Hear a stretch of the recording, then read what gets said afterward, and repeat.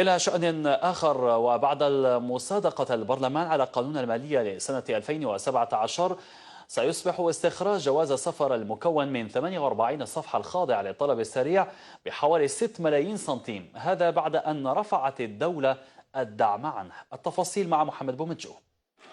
لم يستثني قانون المالية لسنة 2017 جوازات سفر الجزائريين من الزيادات، فالتعديلات التي جاءت بها لجنة المالية والميزانية لهيئة ولد خليفة جعلت جواز السفر من 48 صفحة يخضع إلى طابع بقيمة 60 ألف دينار بزيادة 15 ألف دينار جزائري، شريطة أن يتم إصداره بناء على طلب المعني حسب الإجراء السريع.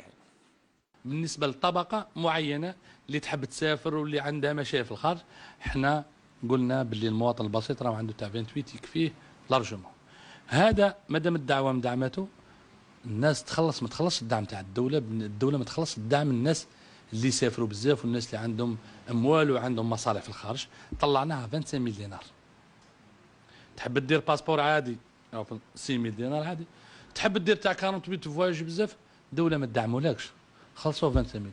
ولا حبيت تجيبوا اقل من 5 ايام تخلص عليه 6 ملايين.